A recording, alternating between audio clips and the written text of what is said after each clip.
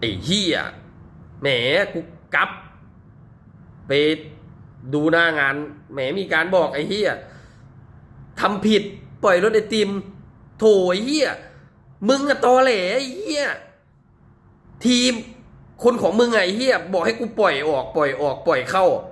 ไอ้เหี้ยมันสองมาตรฐานมันก็เหี้ยมาตั้งแต่รุ่นพวกมึงแล้วพอกูมาทำกูปล่อยกูกูไม่ได้ปล่อยหรอกเขาขี่ออกเขามาค้าขายมันก็ไม่ได้พวกฝ่ายออกกฎหมายพวกอะไรที่เขาอยู่สูงๆเขาก็ไม่ได้มาแทงเรื่องเขาก็ไม่ได้มาด่ามึงเขาไม่ได้มาว่ามึงแต่มึงอะมาจับผิดกูมันอยู่ที่ตัวมึงอะมันตอแหลมันก็เฮี้ยมาตั้งแต่รุ่นพวกมึงแล้วมันสองมาตรฐานสองหน้าสามหน้ามันโอ้โหหน้างานอะเฮี้ยทีมาสกิดบอกกูคนนี้ผัวนะคนนี้รู้จักนะคนนั้นดีนะปล่อยเขาปล่อยเข้าปล่อยออกมันไม่ได้เกี่ยวกับสติกเกอร์มันไม่ได้เกี่ยวกับอะไรเลยมันเกี่ยวกับคนมันเหี้ยคนมันตอแหลมันปล่อยเขาเข้ามาตั้งนานแล้วมันก็เอาแค่คนของมันน่ะเอาแค่ญาติพี่น้องเอาแค่คนรู้จักเอาแค่คนสนิทเอาแค่คนเสื้อให้แดกไอ้เหี้ยแล้วก็มาโยนความผิดให้ลูกน้องควย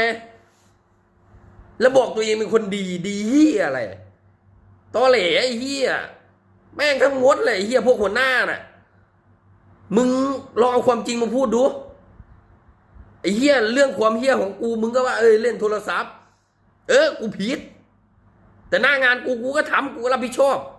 ไม่ใช่มึงมาโยนให้แต่กูพอไม่งั้นก็โยนกูผิดมาจับผิดกูแล้วก็โยนความผิดให้กูแล้วก็บีบกูย่ายบีบกูออกตัวมึงอ่ะตัวดีไอ้เหี้ย